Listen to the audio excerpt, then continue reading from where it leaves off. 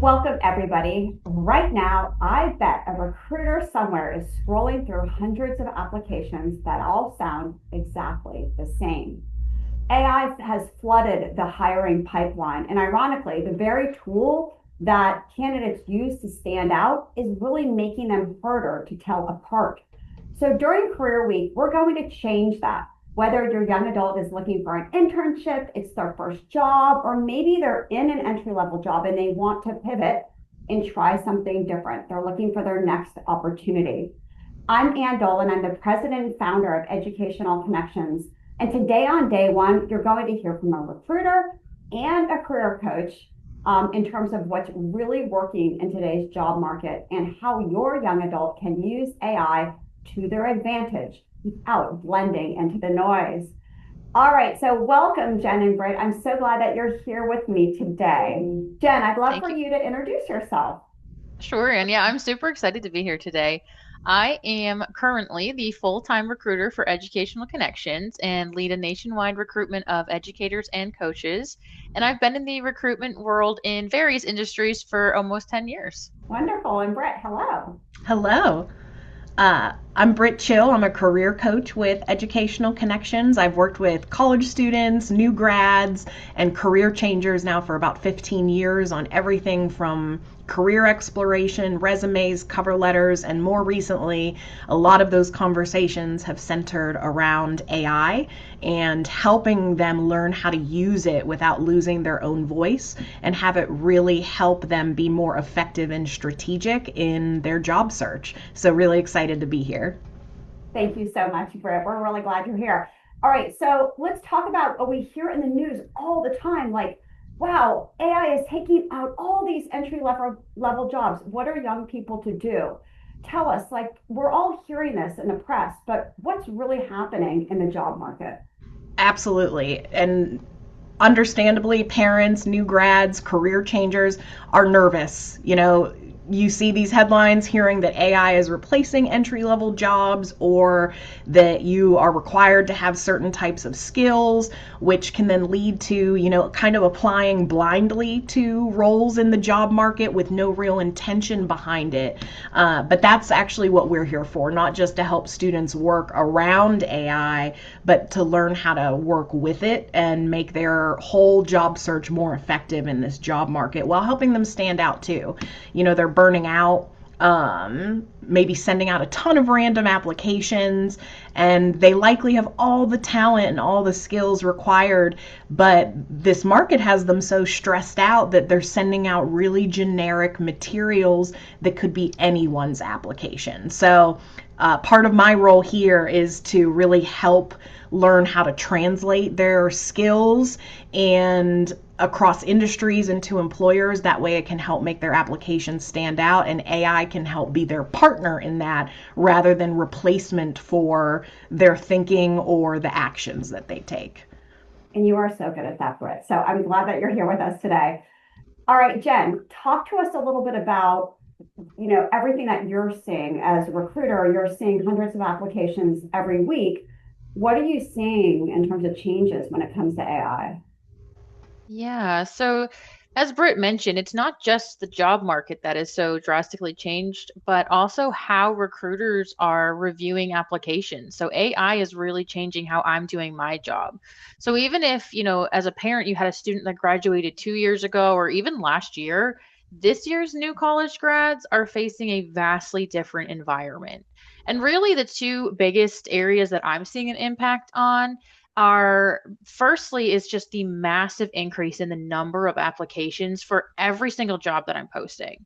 So jobs that I used to get, 20 applications a day for, I'm now getting over 100 every single day. So that means that I'm leaving my job postings up only for maybe a couple of days at a time. And I'm having to make initial decisions quicker on applications, sometimes just in a matter of seconds to make that, that first impression. And the second thing I'm seeing Britt also alluded to is that the resumes and applications are really becoming more generic or seemingly written by AI. And so it lacks a lot of important details or personality that I'm looking for. And actually, tomorrow in our webinar, tomorrow, I'm going to be speaking more about common resume and cover letter mistakes.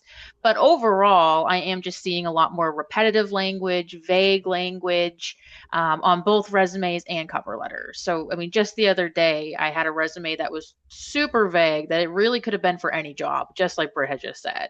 So they're using, really broad statements like detailed oriented, with experience working in cross-functional teams, and that could mean anything. So when I'm reviewing hundreds of applications, a lot of them are going to meet the job requirements, so that I'm really looking at what makes this person a better choice than the other applicants who might have the same skills. That makes sense, Jen. Thank you for that. So let's talk a little bit about the ATS, which is the Applicant Tracking System. Why are recruiters relying on this so much now, and how so? Yeah, so I know in a lot of headlines or on social media, students might be hearing, you need to beat the ATS. And as you mentioned, ATS stands for Applicant Tracking System. And basically, it's just a platform or a software that recruiters use, like Indeed, that helps us keep track of all of the applications. And it also helps us review and filter them. But the ATS uses built in AI tools to help pre screen applicants to help us as recruiters get through so many applications. So when you're hearing, beat the ATS, you're actually talking about how do I get through those AI screeners? Yeah, I gotta think that's really a kind of unnerving for young people. Um, it's like you're applying to a machine and not a person. So let's Yeah. talk a little bit about that, how to avoid them. What are the two common blockades that recruiters put up? Sure. The two most common ones you're going to see in pretty much every job are screening questions and then skills or keyword filters. All right, Jen, let's start out with the screening questions. Why they're used heavily, why so? And just tell us a little bit about what's happening. Sure. So, screening questions are a series of questions that an applicant's going to be asked to answer. And it could be either when they are initially applying for the job, or sometimes they're sent as follow up questions. And they usually include things like, what is your highest level of education, or how many years of experience do you have in a certain task? But there might also be open response questions like explain your experience with X, Y, and Z, or, your virtual experience. And the questions oftentimes are going to feel redundant since all of that information is probably already on your resume. But what the applicant is not seeing is that on the back side, the recruiter is setting parameters for each of those questions so that any application that doesn't meet those requirements, they can be automatically rejected for the position without an actual person ever seeing the application. And the purpose is really to weed out anyone that doesn't meet the non negotiable requirements. But sometimes good fit candidates can get rejected, especially for recent graduates or college students, because they may be getting filtered out during that years of experience question, even though they probably have other super relevant experiences. Hmm, interesting. Right. How do you help young adults overcome those screening questions? Yes, one of the first things that I like to tell clients that I work with is not to automatically disqualify yourself through those screening questions. Job descriptions are very often wish lists, and there are very few candidates out there that will likely meet every single qualification. So if a screening question is asking about things that are, really truly required, like certifications, anything like that, it's so important to answer honestly. But new graduates and college students, whether it's for an internship or a full-time job, don't assume that you're out of the running. Like, for instance, for those experience-based questions, I always advise to think about transferable experiences from things like internships, projects that they've worked on, organizations on campus or in the community where they've gotten involved. The key is that they have the experience, and using screening questions and the cover letter to help employers connect the dots of where those skills match for them. So if it says, do you have 3 years of experience, and they maybe don't in that exact role, but they do in something different, they can say yes. and then explain it? Is that what you mean? Absolutely. In many cases, things like internships and leadership roles are looked at as equivalent when it comes to certain types of experience, especially if they are centered around the key skills that are being looked for in a role. That makes sense. I remember when my younger son was looking for a job about a year ago, and he said, "This is so unfair." He was a recent grad. He's like, "They're looking for recent grads, but they say 3 years of experience. How am I supposed to get 3 years of experience?" So thank you for explaining that. All right, so let's talk about the blockades. Jen, a lot of candidates don't realize that AI is looking for specific skills and filter and keyword filters. What's happening now? Yes. So if the application or the applicant makes it through those initial screening questions, the system is then going to start looking for keywords and skills that I, as the recruiter, have set as either nice to have or must have skills. And usually these are specific things like data analysis or SEO marketing or specific tools or certifications, even like SQL programming or Microsoft Office proficiency. And based off of the number of those nice to have or must have words that it finds, the system's going to assign an application a rank or a score. So higher scores get moved to the top of the list of applicants, and those are the ones that recruiters are going to see first when they log in or go into the ATS to review applications. Again, a lot of new college grads, recent college grads, or still in college students looking for jobs can get rejected at this stage automatically because the ATS is just looking for those specific words. It's not actually reading the experience level, it's only looking for a key word. Got it. Britt, okay, so how do you help students and young adults get around that? This is actually one of my favorite ways to kind of introduce the use of AI in career development when working with students and new grads is having us work together to feed job descriptions and employer language and match it to their resume, because this is really where AI can help parse out those very specific keywords that we see repeatedly across job descriptions that help us know what to prioritize when it comes to language in the resume, right? The employer is speaking a language when it comes to what they're looking for, and many students have those skills that are being looked for. They're just not speaking it in the right language. So I like to work with students and use AI to make it easy for both the system and the recruiter to see that that candidate is a really strong match for the role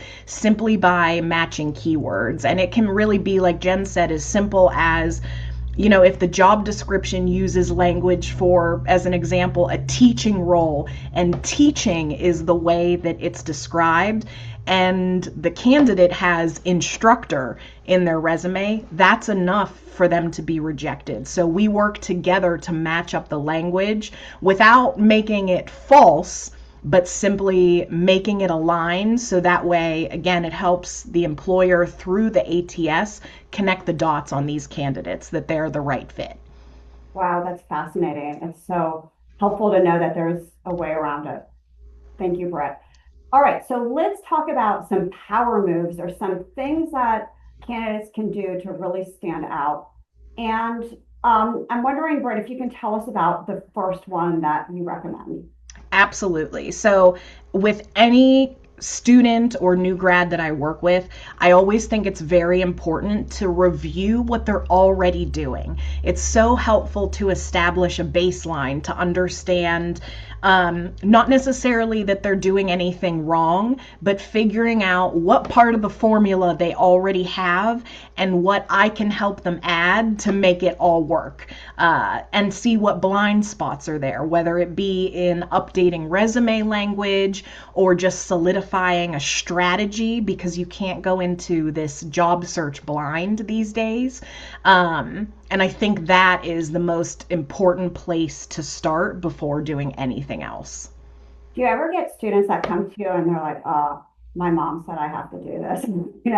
I think I'm already doing all the right things. I don't know why I'm getting rejected. I don't, I can do this on my own. Do you ever see people like that? And what do you All the do? time. All the time. And what I always like to share is that when there's so much conflicting advice out there, campus career centers who I work with regularly give out excellent advice, but some of it from 6 months ago may already be outdated. So sometimes it's less about needing the help and more about just discovering the right strategy. If they're not getting answers, what can we change to get them the answers that they're hoping for? It's not always about not being able to do things right on their own, but simply having the support to get where they want to go.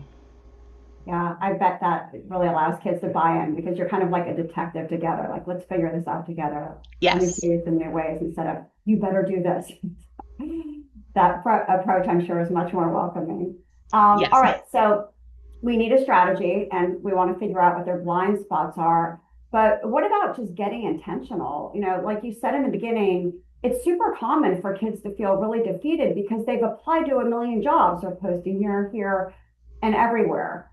What does this mean and why is it so important? Yes, and this is actually why this is, in my mind, step two, because we already established a baseline. And once we really understand where someone is, then we can get intentional about next steps. And this is why it's important in the sense, again, it's not always necessarily about a lack of motivation or ability, but 5 years ago, the advice for applying for jobs was that it's a numbers game and to send out as many applications as possible because at least one of them will stick. That advice is not necessarily accurate now. So having the ability to work with someone who is familiar with what is needed when it comes to strategy these days, both someone like Jen and myself, can just help students feel less like they're spinning their wheels trying the same thing without getting anywhere. The goal is to help them get somewhere. And to kind of narrow it down instead of doing everything to everyone. Makes sense. Yes. All right. What about identifying those skills and keywords? You talked about this a little bit earlier. Can you elaborate? Because it seems really important. Yes. I kind of saw these all in steps. Once you get through that, identifying a baseline and building a strategy, then it becomes looking at their skills, their experience, and building their application materials like a resume and their cover letter to really highlight and show exactly why they would be a good fit. AI can be a great partner in that because it can help connect dots that we might not always see the pattern for. But by working with students to keep their original voice and show some personality and originality, sometimes that is just as important. And Jen, please speak to this as well. Just as important as sounding like the right candidate is also sounding like a real person. So using AI as a partner to identify the keywords and skills that are important, and then working to tailor materials in a way that matches that language while still sounding like you, I think is one of the biggest things that we work on with students once they get to a place where they have a direction and are ready to start applying.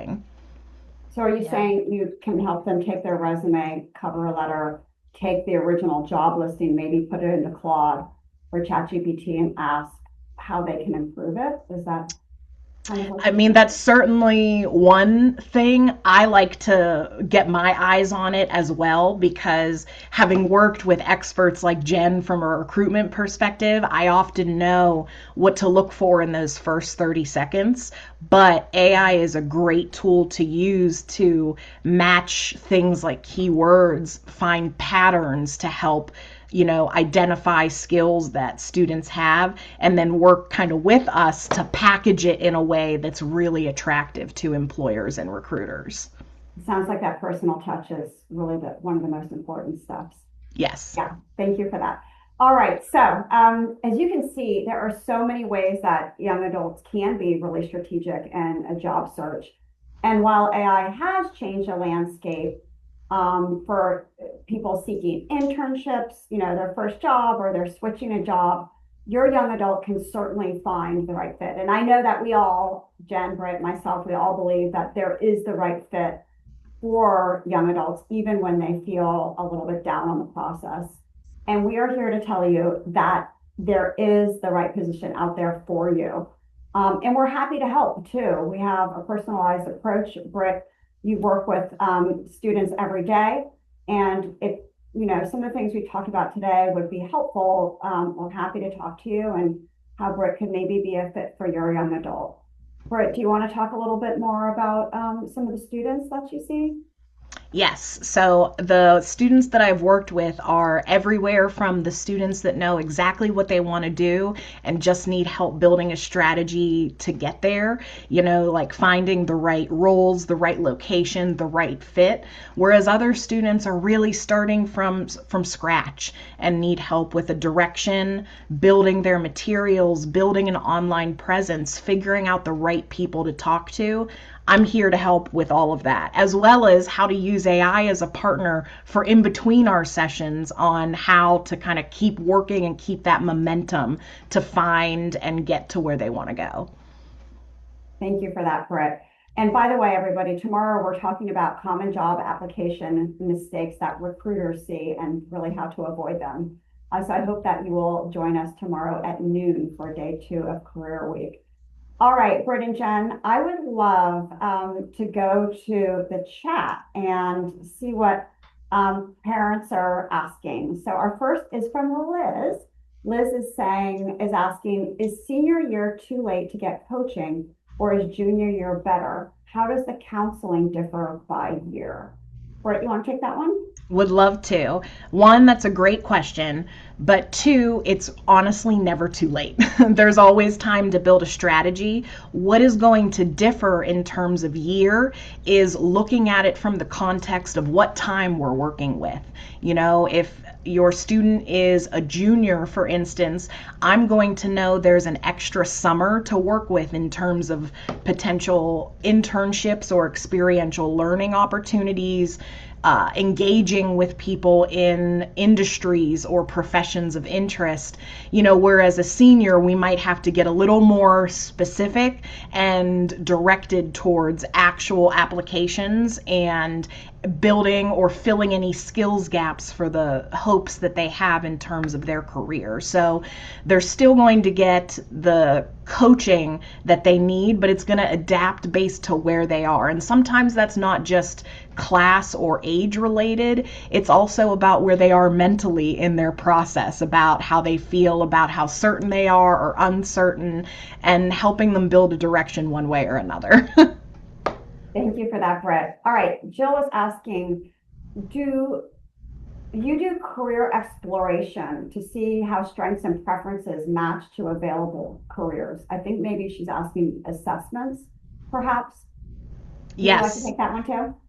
Yeah, absolutely. We do, I know through us, we do multiple assessments across the board, whether it's, the Holland Code, different things to connect students with their interests and skills based on their careers.